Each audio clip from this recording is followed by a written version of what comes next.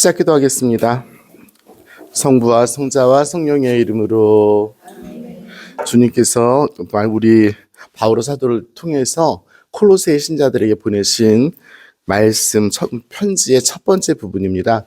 그 바오로 서간을 읽다 보면은 여러 군데에서 바오로 사도께서 하느님의 축복을 빌어주시는 인사말로 이 편지를 시작을 해요. 오늘은 콜로새서의 말씀 읽고 시작하겠습니다. 1장 1절부터 1장 2절까지의 말씀입니다. 하느님의 뜻에 따라 그리스도 예수님의 사도가 된 바오로와 디모테오 형제가 콜로스에 있는 성도들 곧 그리스도 안에서 사는 형제 신자들에게 인사합니다. 하느님 우리 아버지에게서 은총과 평화가 여러분에게 내리기를 빕니다. 은총이 가득하신 마리아님 기뻐하소서. 주님께서 함께 계시니 여인 중에 복되시며 태중의 아들 예수님 또한 복되시나이다.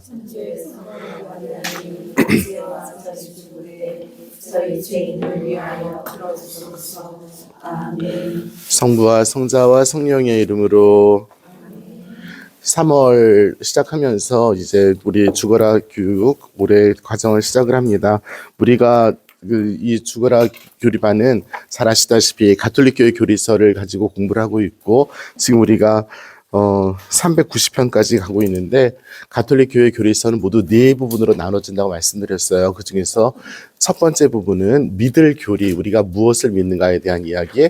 두 번째 부분은 성사 편이죠. 그래서 하느님의 은총을 얻는 파스카 신비를 거행하면서 이루어지는 전례를 통해서, 전례 즉 성사, 준성사, 신시명일을 통해서 얻게 되는 하느님의 은총에 대해서, 그 다음에 세 번째는 그리스도인다운 삶이란 어떤 것인가에 대한 윤리적인 부분에 대해서, 그리고 네 번째 부분은 그리스도인의 기도란 어떤 것에 대해서, 어떤 것인가에 대해서 이야기를 하는데, 우리는 지금 첫 번째 부분인 믿을 교리에서 아직 벗어나지 못하고 있어요. 믿을 교리에서는 이 가톨릭 교회 교리서가 사도신경을 중심으로 해서 가르치고 있는데, 우리 지금 성부를 믿고 성자를 믿고 성령을 믿는 부분에서 성인들의 통공을 할 차례입니다. 그래서 우리 페이지로 얘기하면 390쪽에 391쪽에 있는 성인들의 통공을 믿는 부분을 지금 하고 있어요. 그래서 이전에 했던 것이 하느님 아버지가 누구신가, 그분은 창조주이시고 구약 성경을 읽어보면 그분께서 인류를 어떻게 이끌어 가셨는지에 대한 이야기들, 그리고 어떤 방식으로 이스라엘 사람들이라고 알려진 그 인류의 예형을 통해서 구세주를 준비시키는가에 대한 이야기를 들었고요.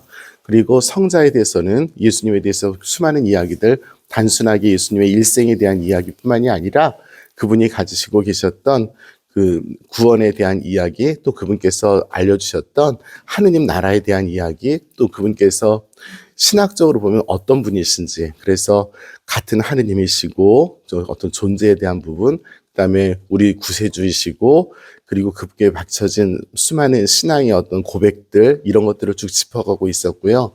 성령에 대해서 우리가 이야기했을 때 성령께서 같은 하느님이시고 같은 창조자이시고 교회를 시작하셨으며 지금 은총을 통해서 우리 이끌어 가신다는 이야기들을 하고 있었어요. 그런 와중에서 이제 교회에 대한 이야기를 우리가 지냈고, 그 다음에 구원에 대해서 필요한 이야기 중에서 모든 성인의 통공을 믿는 성인들의 통공에 대한 이야기를 할 차례까지 지금 왔습니다.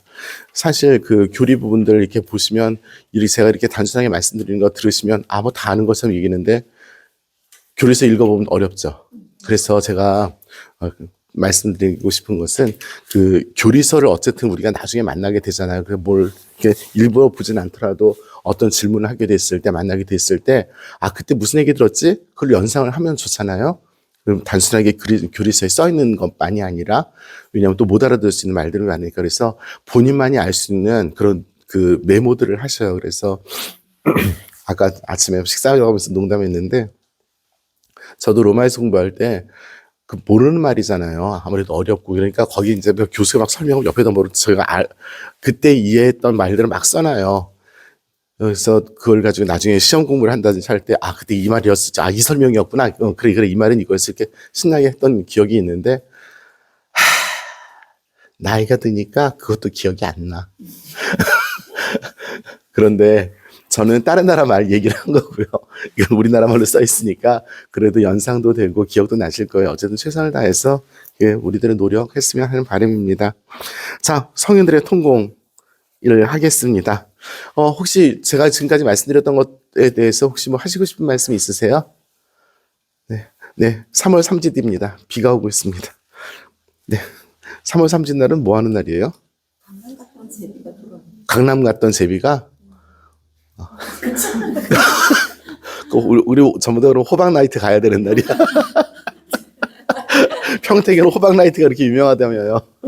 네, 강남 갔던 제비들이 서울에서 힘이 들어서 평택으로 내려와서 오늘 호박 나이트에 모이는 날입니다.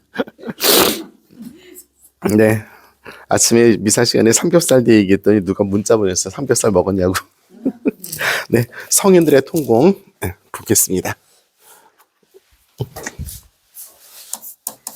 어머나, 이거 웬일이야?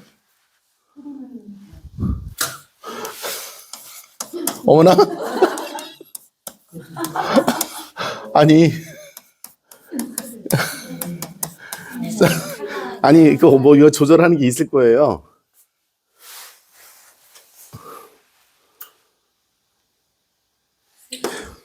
아니, 굉장히 놀라운 건데, 당혹스럽습니다. 네. 보이세요, 근데? 잘 보여요? 심지어? 제가 이걸 지금 색깔로 바꾸는 방법을 모르니까, 네. 성인이 누구입니까? 성인들의 통공할 때 성인. 따라라란, 따라라란, 따라라라라라란. 따란따단딴따단 따라라란딴딴딴딴. 그래서 성인들의 세인트 맞추죠. 이게 뭐 행진곡. 네. 성인들이 여기서 성인들 통곡할 때 성인이 누구예요? 19세 이상. 19세 이상. 네.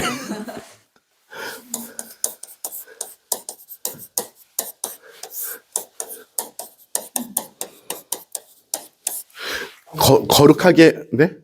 믿는 사람, 하느님을 믿는 사람이에요. 여기서 말하는 성인들의 통공을 믿으며 할 때는, 네, 하느님을 믿는 사람들이에요. 그래서, 성인 품에 오른 분뿐만이 아니라, 모든 신자들입니다. 여기서는. 그래서 구별을 하라고 말씀드린 거예요. 통공이란 말은 뭐예요? 통공.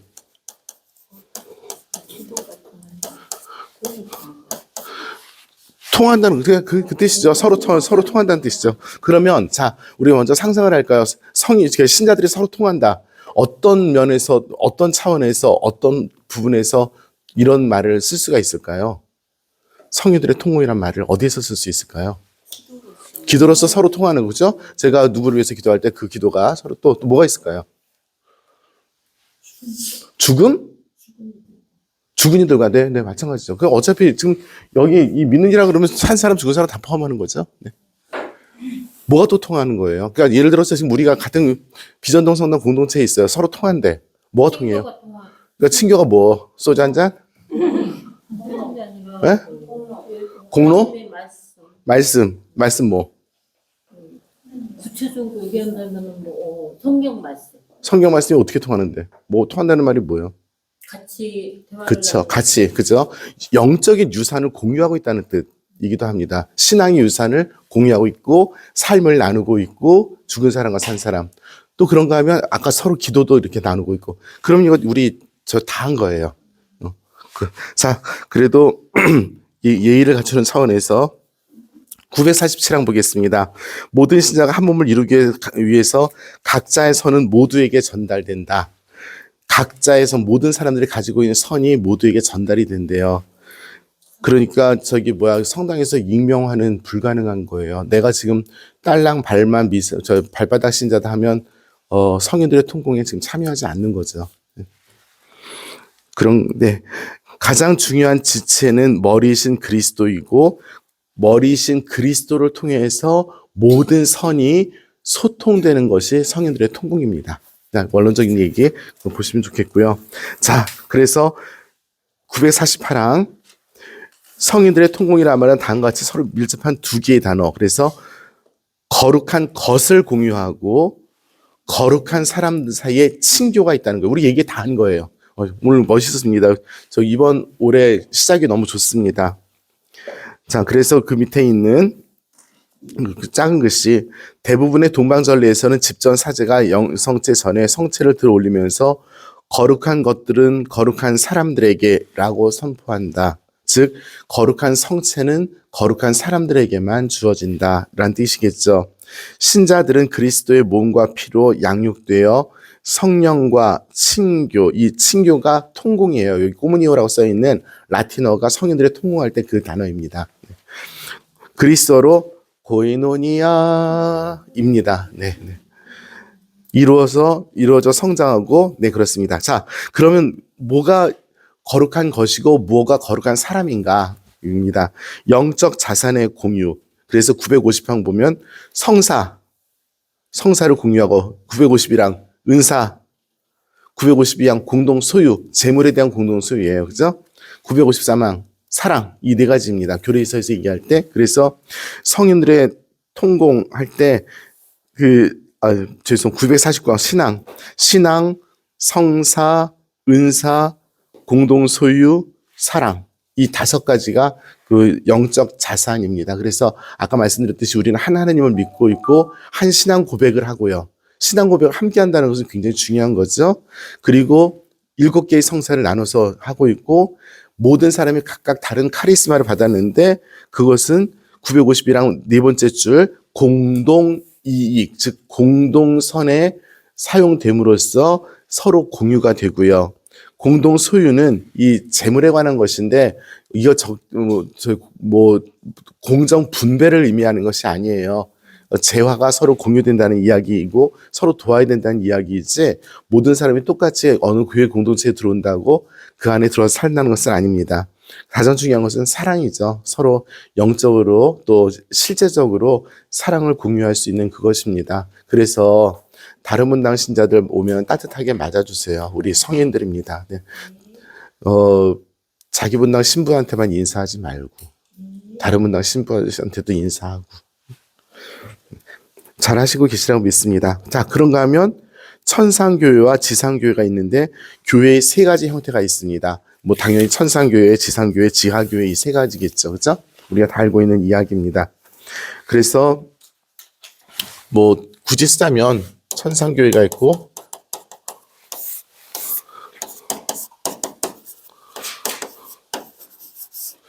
이 3가지 차원의 교회가 있는데 이 3가지 차원의 교회가 서로 기도로서 연결되어 있음을 이야기하고 있는 거죠. 네. 그래서 우리가 돌아가신 분들을 위해서 기도하고 여기 계신 분들은 여기 있는 교회를 위해서 기도하고 지상의 교회는 여기에다가 도와달라고 부탁하고 여기를 위해서 기도하고 뭐 그런 과정들입니다. 지하에 있는 교회는 뭐 열심히 도움을 청하는 교회가 되겠죠. 네, 956항 성인들의 전구. 성인들의 전구는 뭐 잘 알고 있으니까 길게 말씀드리지 않아도 되겠습니다. 성인들과 이루는 친교. 성인들과 이루는 친교는 당연히 우리 신자들끼리 서로 친교를 잘 나눠야 돼 있죠. 뭐 길게 설명할 말이 없습니다. 죽은 이들과 이루는 친교, 우리 죽은 사람 위해서 열심히 기도하고 특별히 희년에 전대사 잘 얻도록 같이 노력을 해야 되겠습니다. 959항 이게 답이겠죠. 하느님과 한 가족을 이루는 것입니다. 자,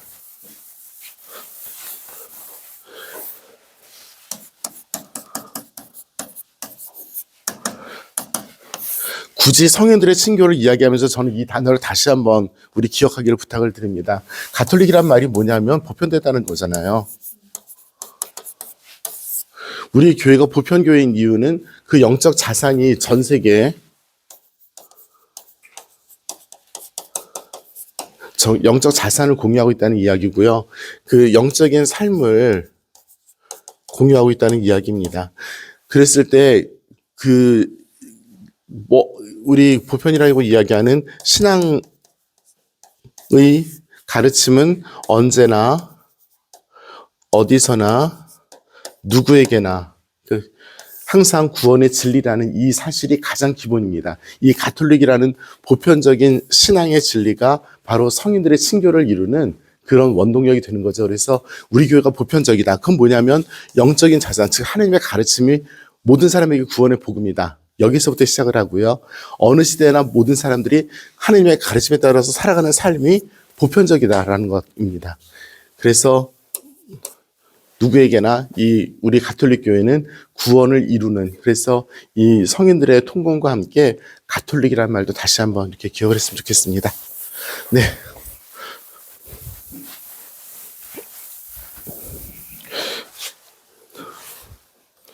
지난번에 이거 어디서 뭐 했는데? 필기.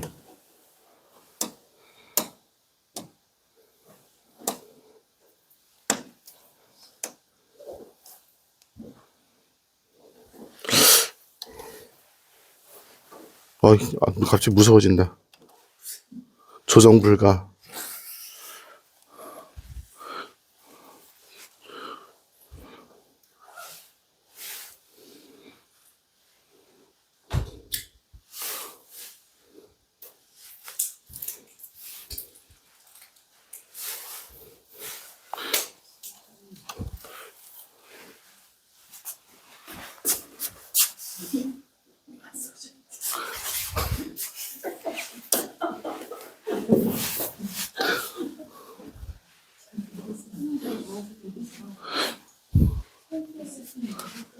설정이 뭔지 모르겠어. 이거일 것 같은데 뭔지 모르겠어요. 그 폼에 들어가셔서 조정 불가. 이걸 닫아야 돼. 이걸 닫고 여기 들어가면 PC? 지금 우리 PC가 없잖아. 모바일도 없고. 이거는 저기 뭐 연결을 해야 되는 건데 안 되는 거잖아. 그러니까 그거라고. 필기 여기 누르시. 눌러봐.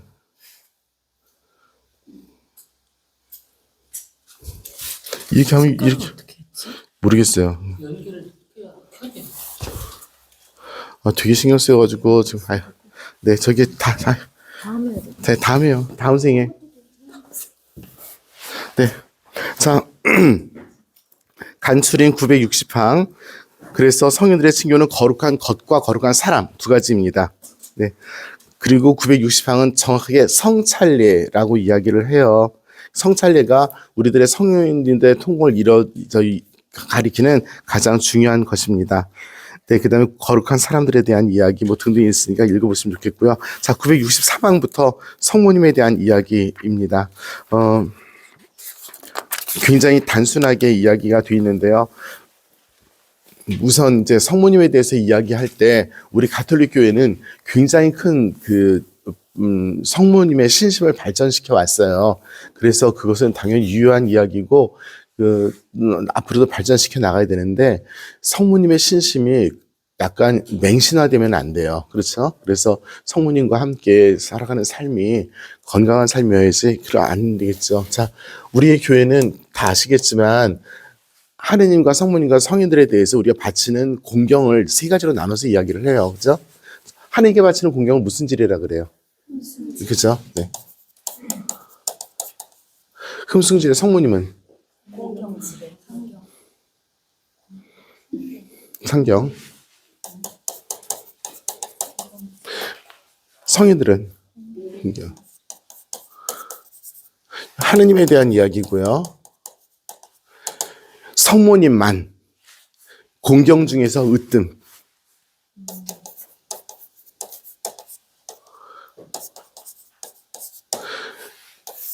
성모님께는 상경지례입니다. 그리고 상경지례를 바칩니다. 네. 공경 중에서 최고인. 그러니까 이 두 개는 사람인 거예요. 이분들은 믿음의 대상이 아니라 우리를 도와주고 우리들에게 모범이 되는 분들이고 우리 믿음의 대상은 오로지 하느님 한 분뿐입니다. 이걸 구별을 잘 하도록 이렇게 부탁을 드리는데 우리는 이상하게 그러니까 가톨릭 교회가 과거에 성모 신심이 굉장히 발달을 해가지고 저희 마리아론 이제 강의를 할 때 마리아론 교과서에 우리가 가지고 있었던 성모 신심의 어떤 허구성을 이야기를 하면서 뭐냐면은 성모님께서 구원에 대해서 모든 지식을 다 알고 계셨느냐? 라고 했을 때 그렇다라고 대답하는 신학자들도 있었다라고 이렇게 시작했던 구절이 생각이 나요. 그러니까 성모님께서 다 알고 계셨대. 그런데 사실은 그렇지 않죠. 성모님도 하나의 인간으로서 예수님을 겪어가면서 배우고 구원의 신비를 익혀가신 분이지, 처음에 가브리엘 천사 이야기 들었을 때 앞으로 모든 일이 전개되려고 아셨던, 그리고 인간의 어떤 미래와 그 과거를 다르게 꿰뚫었던 하느님은 아니시거든요. 그런데 신학자들은 예수님과 함께, 극단적인 신학자들이죠. 예수님과 함께 사셨으니까 예수님을 통해서 모든 걸 다 알 수 있다, 지금. 근데 구원의 역사를 이끌어 나가시는 분은 하느님이시지 성모님은 아닙니다. 지금도 마찬가지예요. 그래서 이 위험을 먼저 제가 말씀을 드리고 교리서를 보도록 그렇게 하겠습니다. 자, 저를 보세요. 우리 한 가지씩 성모님의 호칭들이 있잖아요. 호칭들 한 가지씩만 기억해 보기 바랍니다. 내가 마음에 드는 호칭이건 생각나는 호칭이건 상관없는데 마음에 드는 성모님 호칭 한 가지씩만 생각해 보실래요? 한 번씩 저는 이건 제가 다 여쭤볼 테니까 그래도 한 가지씩은 좀 이렇게 생각해 보시기 바랍니다. 자, 발표해 보시죠. 쭉 이렇게 갈게요. 엘리사벳 자매님부터.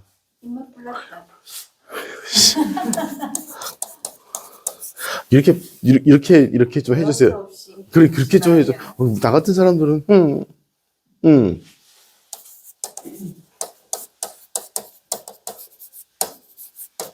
에이씨. 네. 또요. 상지의 옥자요. 상지의 옥자? 바로 그 상지의 옥자가 그거예요. 상지가 뭐예요?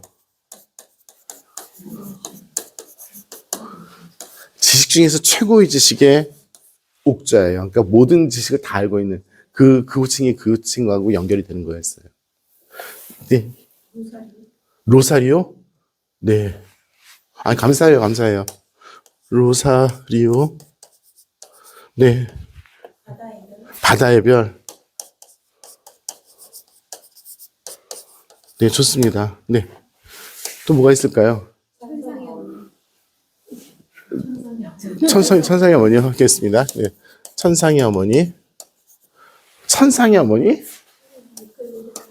네.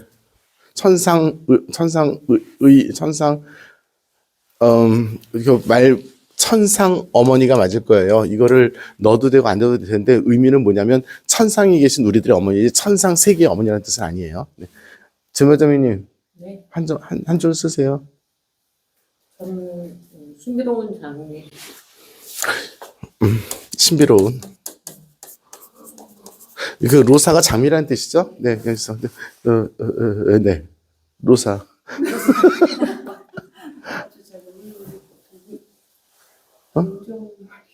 동정말이야, 굉장히 중요해요. 네. 찬송아울 동정요? 이거 개신교 같아. 이런 게 있어요? 우리말로? 찬송아울 어머니야? 아, 네. 무슨 말인지 알겠습니다. 네, 네, 네. 하나님의 어머니. 하나만 해. 거기서 봐. 그리스도의 어머니. 좋습니다. 아, 이제 좀 몸이 좀 풀리기 시작하네. 하나 하세요. 네? 공경할 어머니.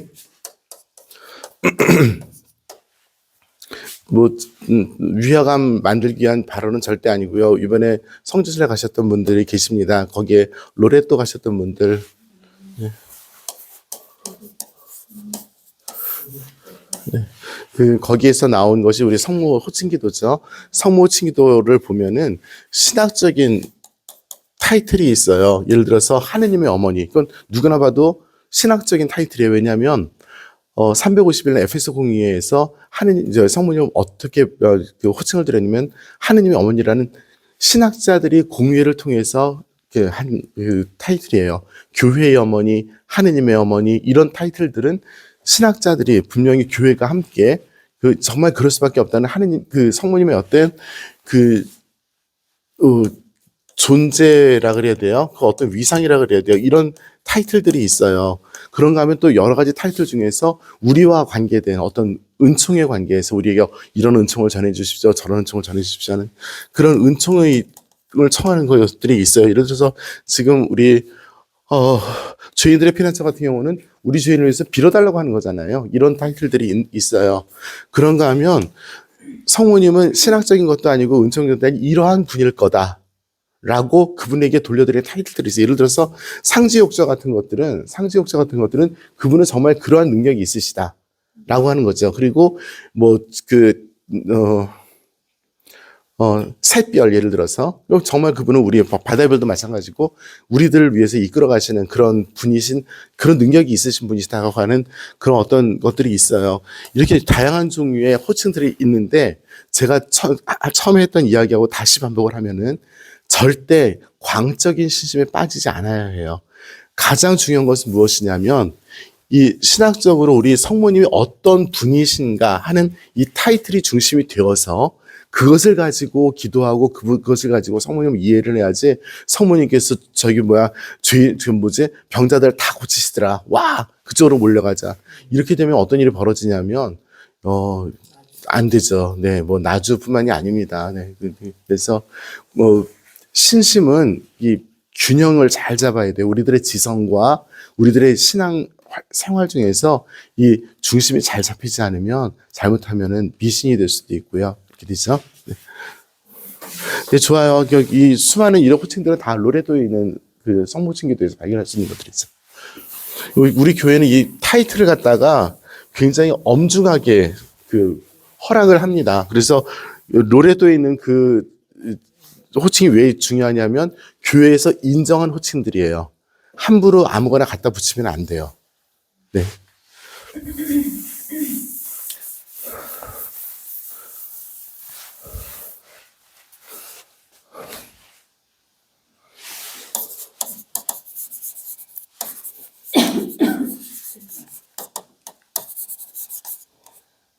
이렇게 쓸 거야 아마. 그냥 쓰지 말라고 썼어요. 스텔라 에반젤리저스니오니스 뭐냐면 복음화의 샛별이라는 건데 이거는 2000년에 성 요한 바오로 이석기에서 2000년이가 고천이니까 까먹었는데 복음화의 별이라고 번역을 했더라고요. 복음화의 샛별 제가 처음에 번역할 때 그랬어요. 성 요한 바오로 이석기에서 새로 바친 호칭이에요 이게. 이렇게 네. 그리고 사도들의 어머니 우리 호칭이 있어요 없어요? 있죠. 네, 사도들의 어머니. 네. 죄송한데 4월 20일 저기 매일 미사책 4월 21일 좀 봐줄래요? 매일 미사책 저기 4월 21일. 네, 4월 21일 날 매일 미사책 거기 그 부활 다음 날 부활 첫 번째 부활 8일째 월요일인데 거기 뭐 하나 더 있을 거예요. 성모님에 대해서. 안 나왔어요? 네, 안 나왔으면 할 수 없는데. 여기 있으려나? 없어요?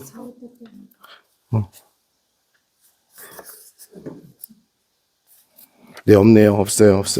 그때 거기 이제 그 4월 21일에 성모님 호칭 하나가 더 들어갔는데 제가 생각이 지금 안 나요. 어쨌든 간에. 네. 그래서 공식적으로 교회가 호칭을 붙이는 걸 가지고 이야기해야지 우리가 함부로 호칭을 붙이면 안 되고 어떤 그 중심을 잘 잡지 않으면 안 됩니다. 그러면 교회가 성모님께 바친 공식적인 호칭들이 뭐냐?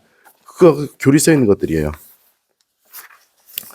그래서 자, 네? 의견의 성추이라고 먼저 한번 4월 26일자로 알려주시는 게 의견에?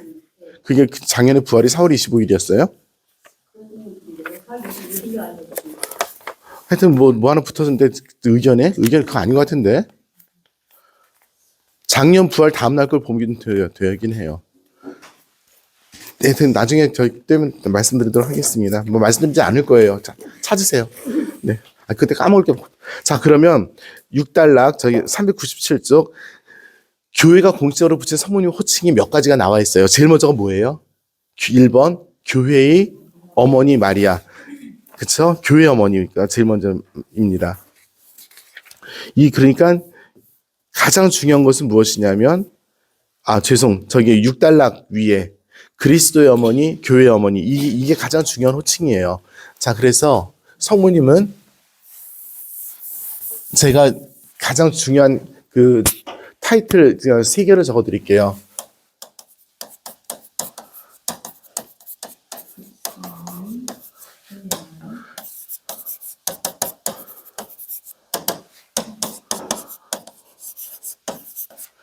이 3가지입니다. 이 3가지가 가장 중요한 타이틀이에요. 이 3가지를 가지고 중심을 잡으면서 성모님께 대한 신심을 성장시켜 나가야지 됩니다. 하느님의 어머니가 무엇인가? 네. 이건 지금부터는 교리서를 가지고 이야기하지 않고요. 자.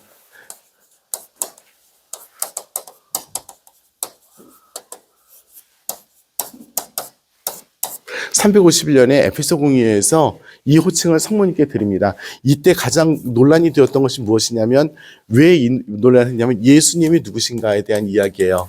예수님이 사람이냐 아니면 하느님이냐라고 했을 때 에베소 공의회에서 모였던 교부들이 성모님을 하느님의 어머니라고 못 박아버려요. 그럼 예수님이 누구예요? 하느님인 거죠. 왜냐하면 예수님의 신성을 거부한 사람들이 너무 많았기 때문에 성모님 그럼 도대체 누구냐? 하느님의 어머니라고 붙였는데, 문제는 뭐냐면 하느님의 어머니가 사람이 될 수 있느냐. 무섭죠. 근데 교부들이 그때 351년에 지금부터 1700년 전에 모인 교부들이 그 용기를 냈어요. 아무리 봐도 성모님이 사람인데 하느님의 어머니인 거예요.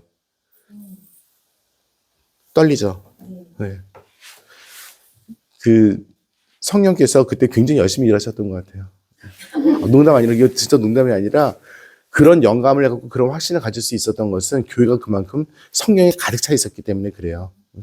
요즘은 짜잘한 거 하나도 대답을 못하는 경우들이 있어요. 내가 볼 때 너무 답답하게 그런 것들이 너무 많이 있어요. 네. 그리스도의 어머니, 뭐 얘기할 필요 없는 거죠. 그렇죠? 교회의 어머니, 특별히 제2차 바티칸 공의회에서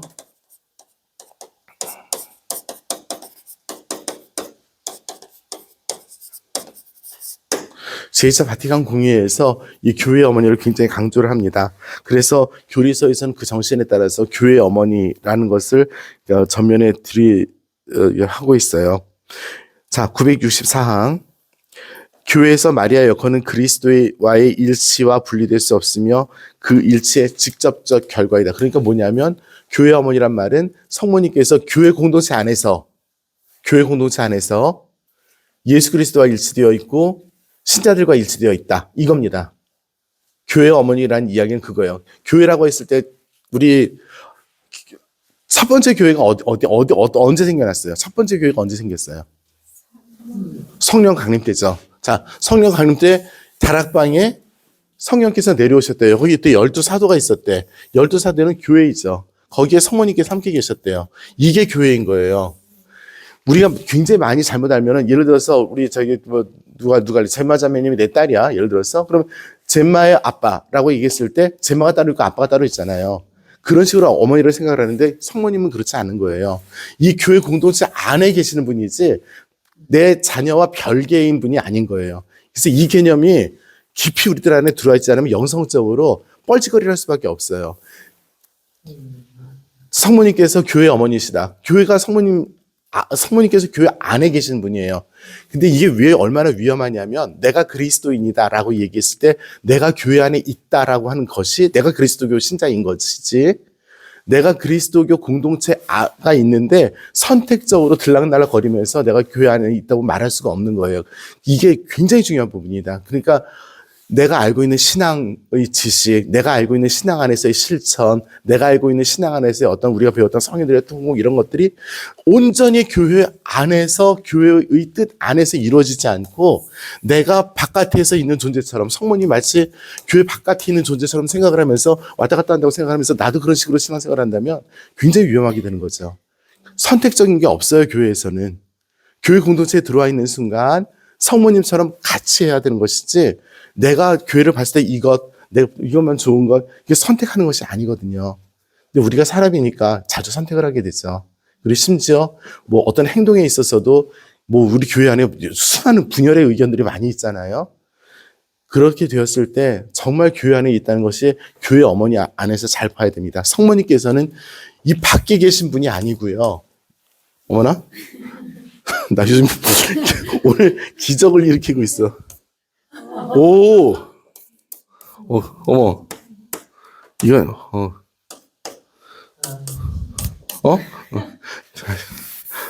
네. 제가, 놀랍습니다. 그래서 교회 안에 있어야 됩니다. 그러면 교회가 어디냐? 비전동 성당이 교회예요? 네. 맞아요. 네, 그렇습니다. 그런데 완전한 교회예요. 그 완전한 뜻은 흠결의 차원이 아니라 우리 비전동 성당이 전 세계 교회 모든 교회에 속해 있음으로 있는 건 맞는데 이 비전동 성당을 보면 전 세계 교회가 다 보이는 그런 교회예요? 네. 아니에요. 아니에요. 교구가 그렇습니다. 교구는 그런데 본당은 아니에요. 교구는 하나의 부분 교회이지만 그 안에 전체 교회가 있어요. 하지만 본당은 그렇지는 않아요. 네. 사도들이 후계자가 있는 곳이 교회입니다. 12사도에. 그래서 12사도의 후계자들의 교구를 맡고 있는 거죠. 그럼 우리 본당은 뭐냐? 12사도가 이끌어가는 그 교회의 한 부분이에요. 그런데 이것이 완전한, 모든 면에서 완전한 교회는 아니지만 그 본당 공동체를 통하지 않으면 전세교회에 참여할 수는 없는 거죠.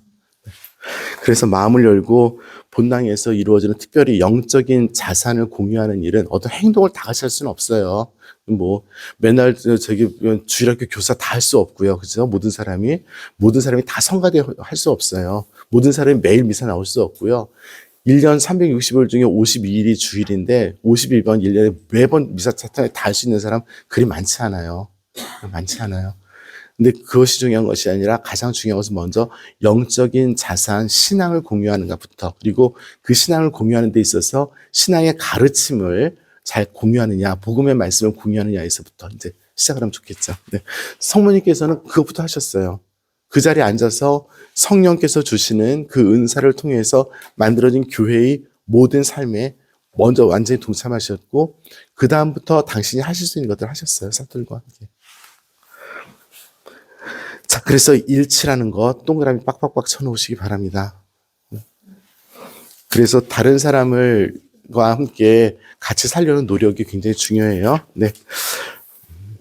965항 기도가 있습니다.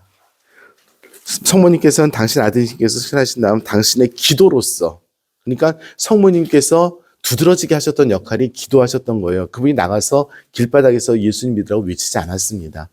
어머니로서 따뜻하게 밥을 해주셨던 거죠. 영적인 밥을.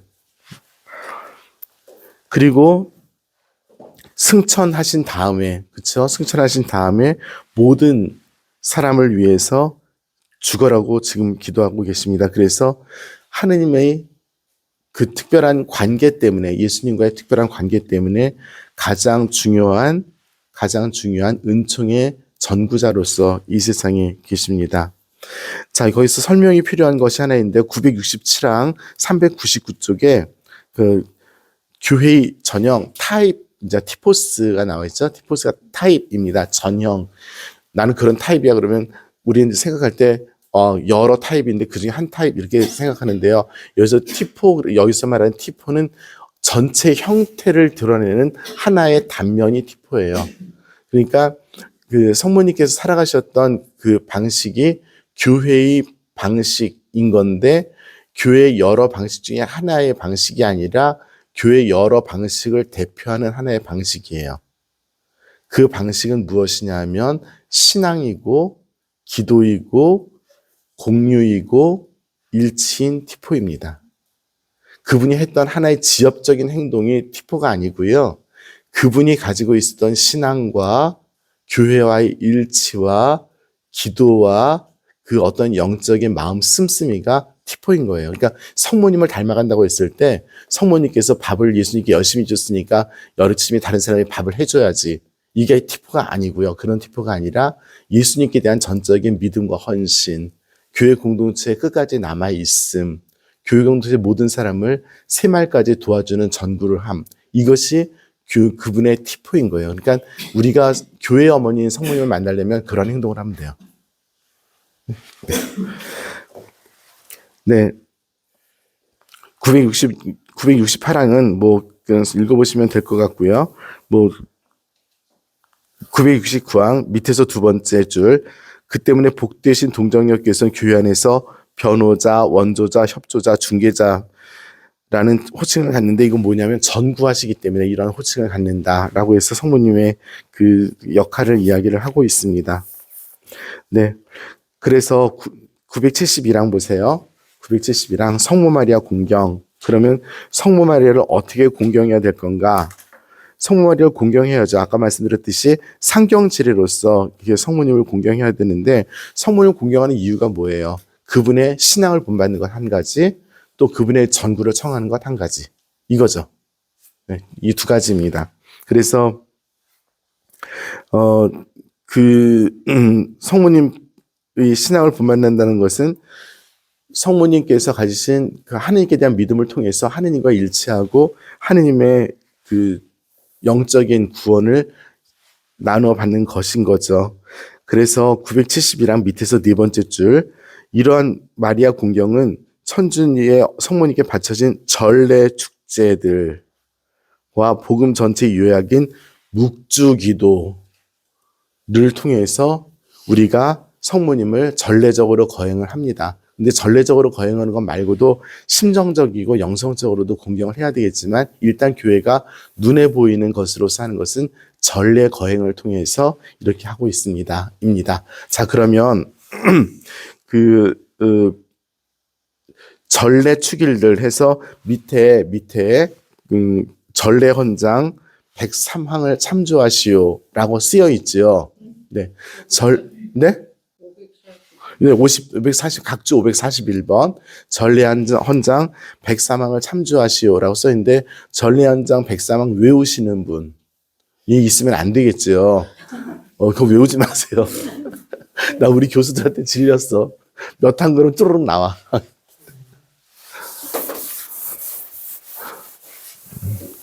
제가 알고 있다고도 착각하지 마십시오. 제가 알 것은 그렇게 안 지워지니.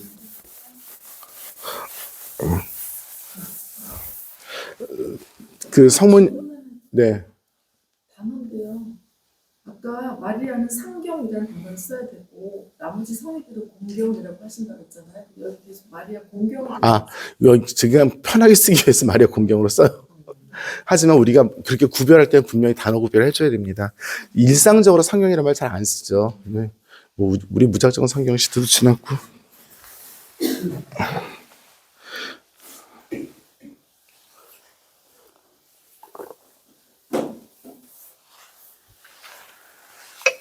자, 보겠습니다.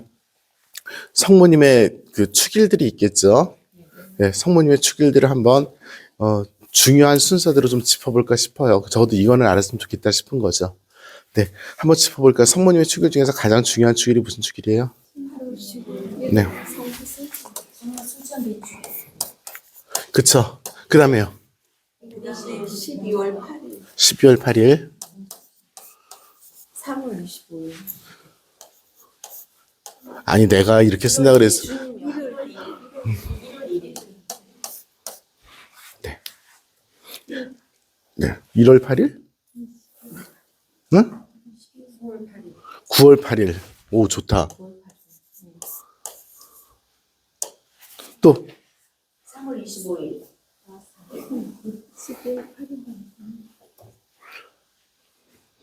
2월 11일. 2월 11일. 12월 8일 원접신 되시면 우리나라 수호성인이신 원접신 북대신 동정 마리아 대축일. 요렇게가 대축일이에요.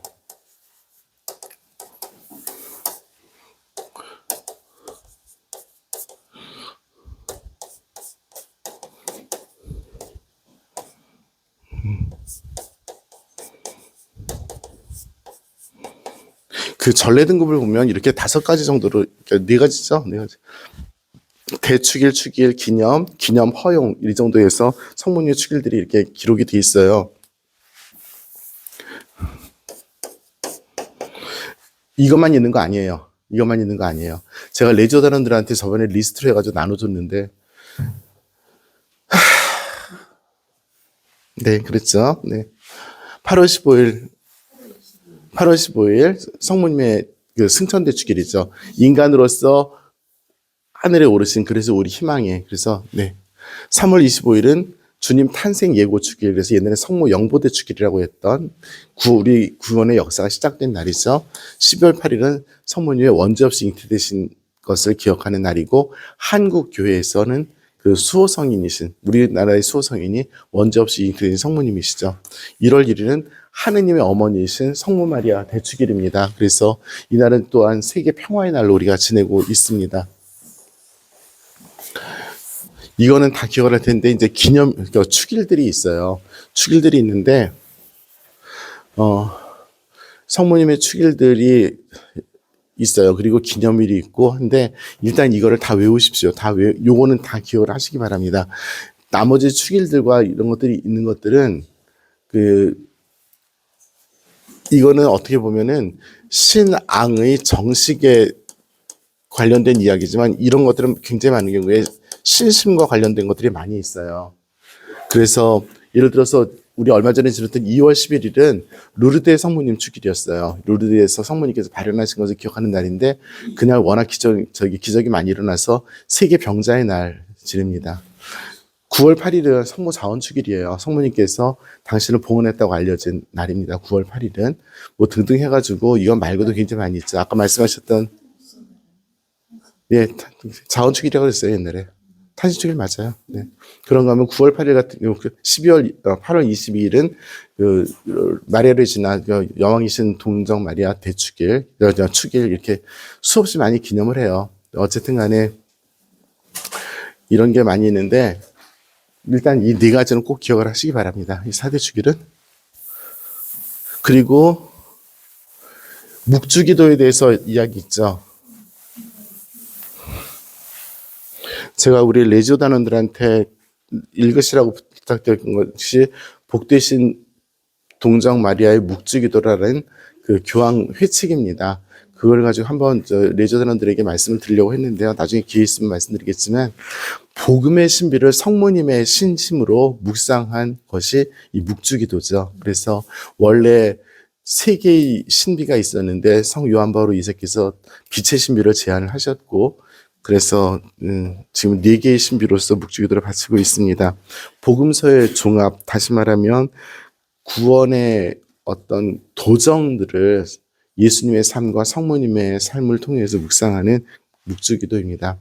그래서 이것도 단순하게 신심으로만 바치지 마시고 신앙이라는 관점으로 꼭 바치시기 바랍니다. 즉 성모님이 주인공이지만 더 큰 주인공은 예수님인 것이죠. 그래서 예수님을 중심으로 이루어진 성모님의 삶을 통해서 우리가 신앙 안에서 이 묵주기도를 바치면 하는 바람입니다.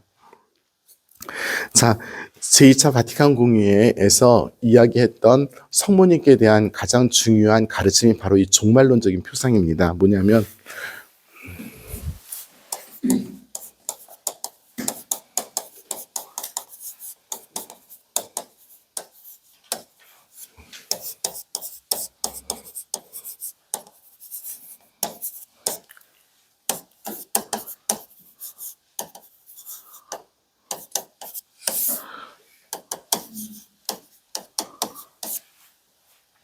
제2차 바티칸 공의회는 모두 헌장, 교령, 선언으로 이루어져 있는데요.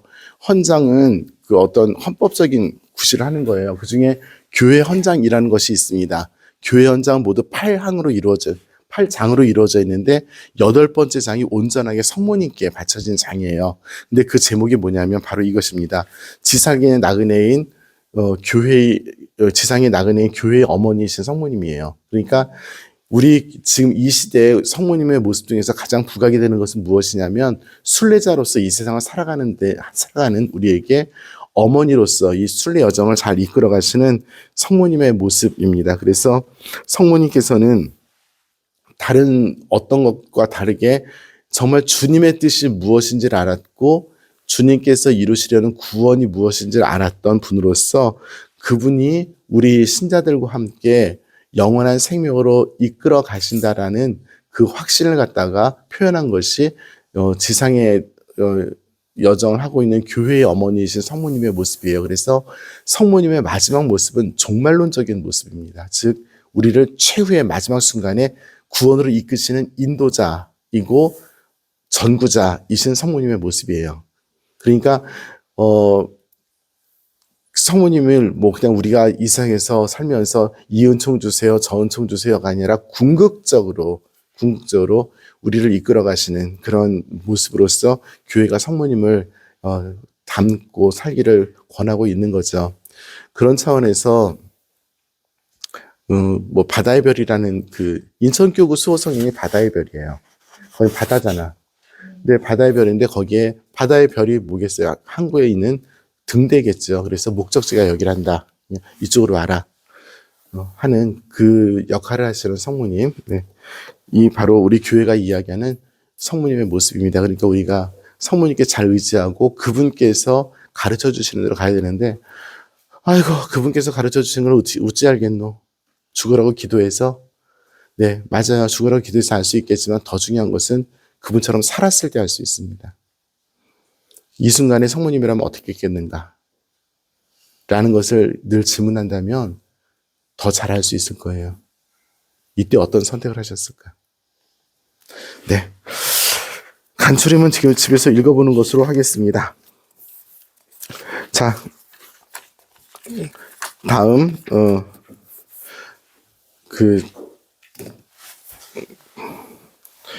10절 보겠습니다. 죄의 용서와, 우리가 지금 네, 10절.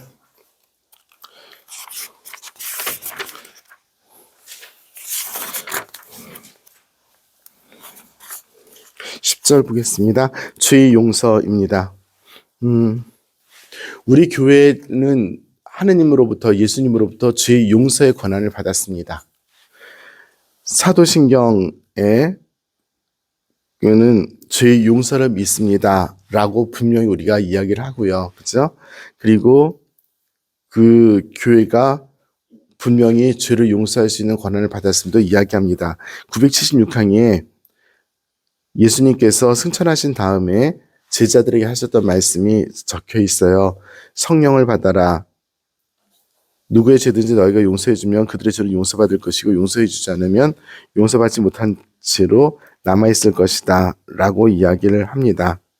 자, 죄의 용서.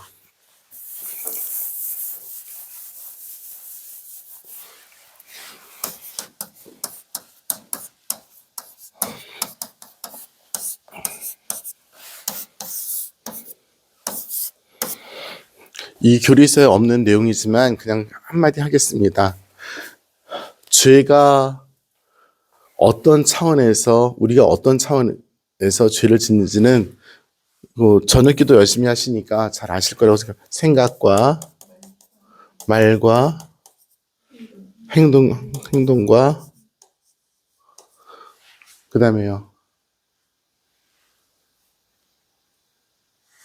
아니 이걸 대답을 못하면 어떡해?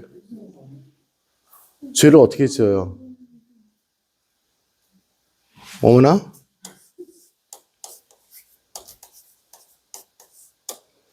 자주 의무를 궐함으로써 자주 의무를 이행하지 않음으로써 그걸 궐함이라고 표현합니다.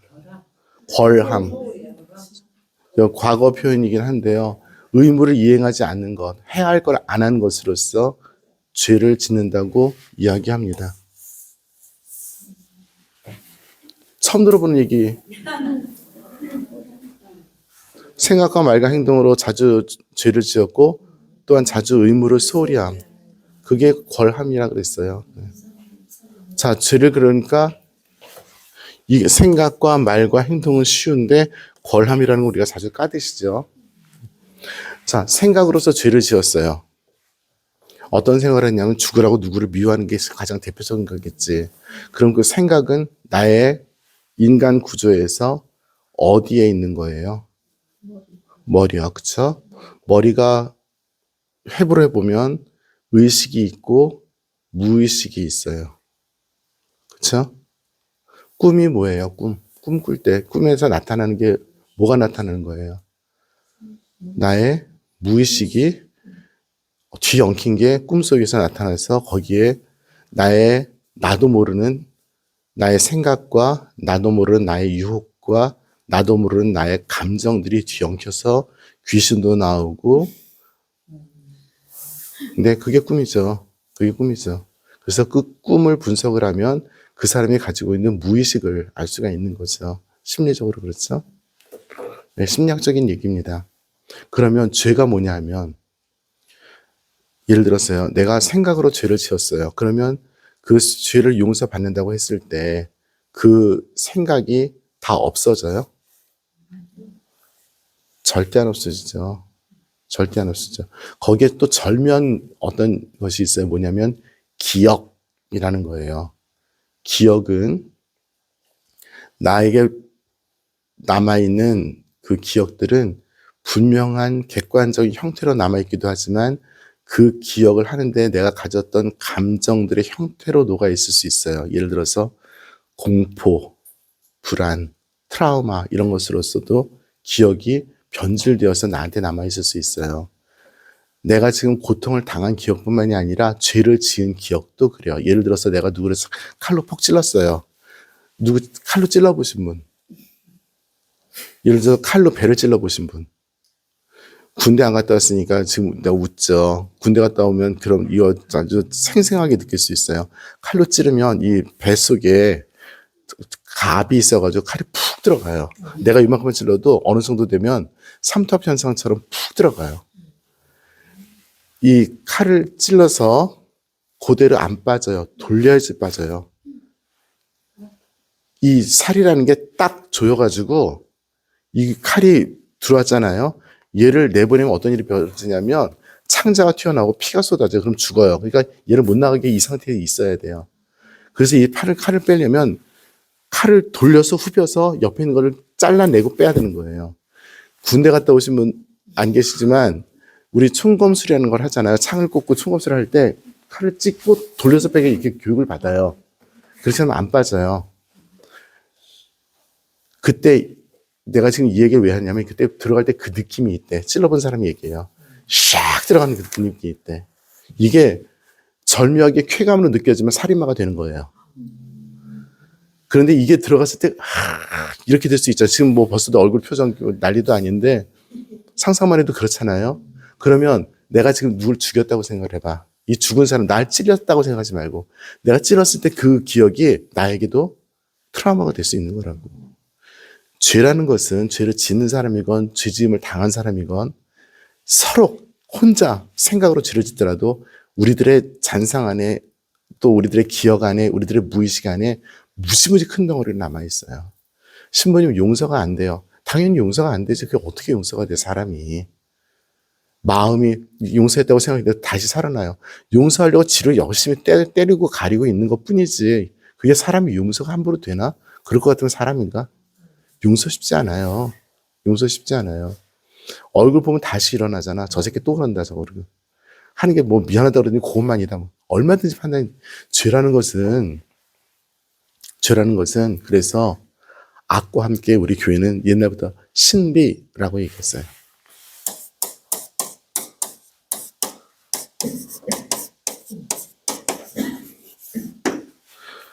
미스테리예요.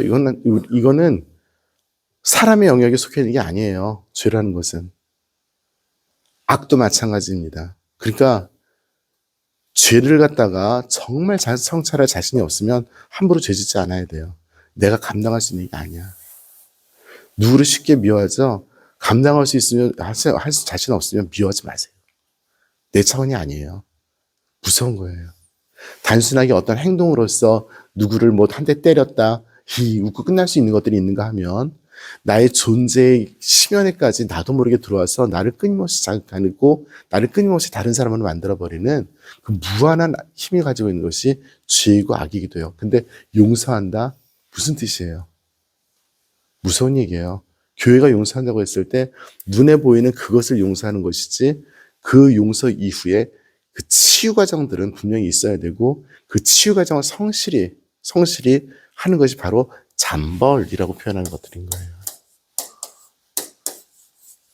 연옥이 별거 같으세요? 연옥이 뭐냐면 내가 세상에서 살았던 그 모든 과정들을 치유하는 과정이 연옥인 거라. 너 옛날에 이제 했으니까 그 행동했으니까 거기에 대해서 10대만 맞자. 이게 아니에요.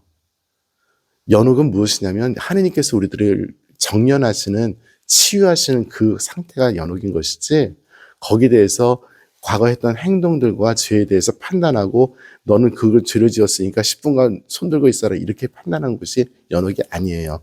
연옥은 그래서 하느님과 정말 나도 모르는 그 모든 것들을 만날 수 있는 은총의 장소이기도 해요. 고해성사는 무엇인가? 바로 그런 순간이 되어야 되는 거고요. 죄를 용서한다고 했을 때 고해성사라고 한다고 했을 때 그것이 바로 죄 용서인 것이고 이 지상에서 연옥을 체험하는 것이 고해성사이기도 해요. 자, 이거는 교리 아닙니다. 제가 그냥 드리는 말씀이에요. 함부로 죄지지 마세요. 나쁜 사람이 되지 않기 위해서가 아니라 우리가 감당할 케이스가 아니야, 죄는. 케이스가 아니라 사이즈가 아니야, 사이즈가. 근데 죄 잘 짓잖아, 우리. 너무 쉽게. 겁도 없이. 너무 슬프죠?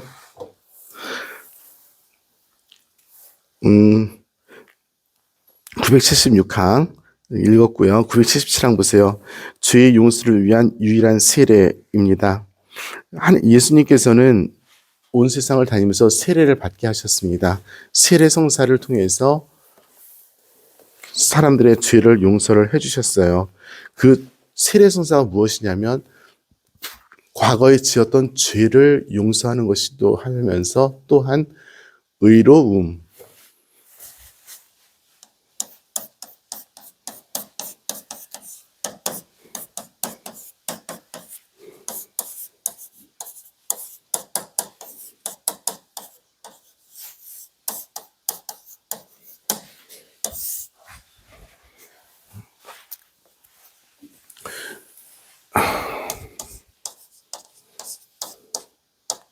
이건 뭐예요? 정의죠? 네. 아이씨, 갑자기 왜 이렇게 써지냐.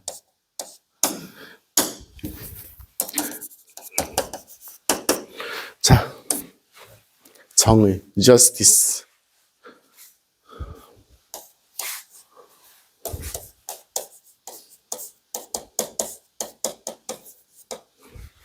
라틴어로 justice야. 뭐 이거 J로 써도 좋습니다. 라틴어는 I하고 J 구별이 별로 없어요. justice, justice야. 옳다. 그렇다면 인간이 옳은 것이 언제 옳았어요? 인류 역사에서 인간이 옳았던 상태가 언제 상태가 가장 옳았던 상태예요? 그쵸? 원죄 이전의 상태인 거죠. 그래서 의화라는 말은 justice화한다는 거잖아요. 이게 이 fication이란 말은 뭐뭐화한다는 뜻이잖아요. 그러면 이게 뭐냐면 죄 없었던 원죄 상태로 되돌리는 걸 의화라고 이야기를 하는데 바오로 사도의 편지에 주구장창 나오는 개념입니다. 의화한다는 개념이. 그렇다면 뭐냐면 세례성사는 이 의화를 하는데 원죄와 본죄를 다 없애준다고 이야기해요. 사람을 갖다가 천상 낙원 이 순간으로 돌려보내는 거예요. 단순하게 그가 지었던 죄뿐만이 아니라 그의 신분을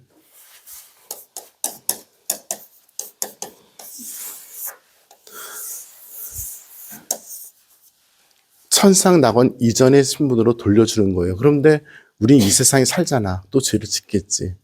단순하게 인간적인 의지적인 결심으로서 더 이상 죄를 짓지 않겠다고 세례성사를 받는 것으로서 죄가 없어지는 그것이 아니라 다시 말하면 인간의 의지 때문에 이 죄가 없어지는 것이 아니라 성사 때문에 원죄와 본죄가 없어져요. 성사 때문에 그것이 죄를 없애는 거예요. 그리고 신분을 돌려주는 거예요. 그 다음부터는 우리가 잘 살아야 되는 거라. 세례성사의 은총은 그래서 우리에게 새로운 아버지의 아들이 되는 신분을 돌려줘요. 우리 성경문과 식구들 세례성사를 받으면 어떤 효과를 얻는다고 신자들한테 가르쳐요. 예비신자들한테 적어도 4개를 열거하시기 바랍니다. 용서. 다시. 하나님의 자녀로 태어나 하자태, 죄 용서. 죄 용서. 영원한 생명.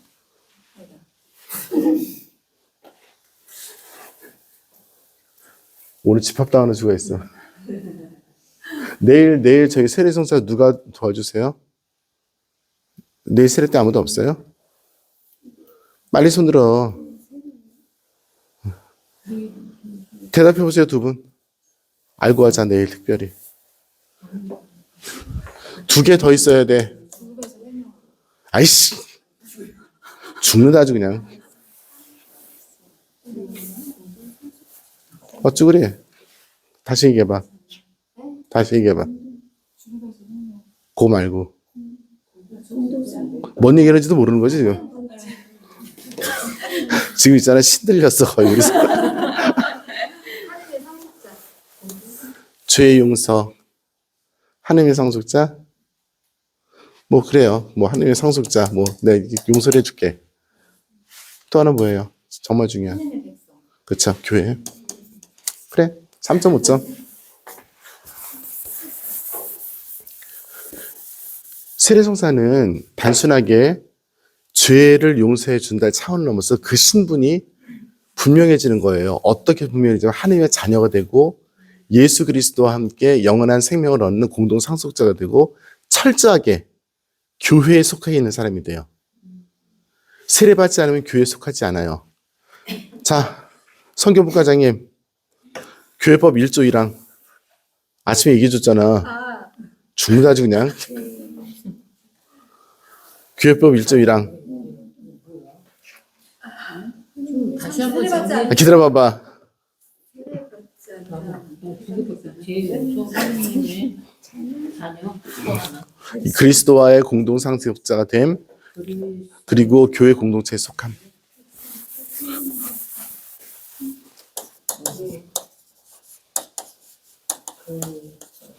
교회 법전이 있어요. 교회 법전에 1조 1항. 이 법전은 라틴 교회에서 세례받은 사람들에게 적용된다입니다. 그러니까 우리 로마 가톨릭 교회에서 세례받은 사람에게 적용된다입니다. 그러니까 교회 법전이라고 하는 것은 교회를 규정하는 법인데 세례를 받지 않으면 이 법에 저촉이 되지 않아요. 세례받은 사람들에게만 접촉이 되는 거예요. 세례받았다는 것은 굉장히 큰 선택이에요. 하느님의. 그런데 그것이 배타적인 선택이라는 뜻은 아닙니다. 모든 사람에게 열려 있지만 거기에 응답할 수 있는 은총도 역시 어려워서. 수업 끝난 다음에 물어봐 좀. 너 어려워. 그래서 잘 들어 좀. 로마 가톨릭 교회에서 세례 받은 사람에게만 이 교회 법전이 적용된다입니다. 적용되지 않는 것은 세례 안 받은 사람이에요. 그렇게 본다면 우리 세례 성사가 뭔지를 알 거라. 여러분은 마귀를 끊어버립니까? 끊어버립니다. 믿습니까? 믿습니다. 이것이 우리의 뭐라 그래요? 신앙이고 우리의 믿음입니다. 이것을 고백하는 것은 우리의 영광입니다. 그럼 뭐라고 대답해요? 아멘이라고 대답합니다. 너무나 좋아서 이것을 고백할 수 있으니까. 우리는 그렇게 영광스러운 사람들입니다. 교회에서 세례받았다는 것이 새로운 신분을 주는 거예요. 그래서 여기서 죄를 씻는 유일한 세례라고 했을 때 죄의 용서가 가져다주는 그 결과가 우리들에게 새로운 신분을 가져다주는 거예요. 네. 977항부터 980항 그냥 읽어보십시오. 제가 다르게 설명을 했지만 네, 읽어보시면 좋겠습니다. 죄의 용서는 정화예요, 성화예요? 죄를 용서한다는 것이 사람을 씻는 거예요, 사람을 거룩하게 하는 거예요?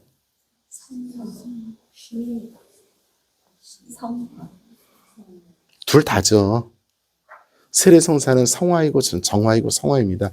죄를 씻고 영원한 생명으로 이끌어가기 때문에 성화이고 정화입니다. 981항 열수의 권한. 교회에 주어진 권한이죠. 특별히 베드로 사도와 그 후계자들 교황님에게 주어진 권한입니다. 이 세상에서 용서 못할 죄는 없습니다. 이 세상에 있는 교회 공동체가 용서할 수 없는 죄는 단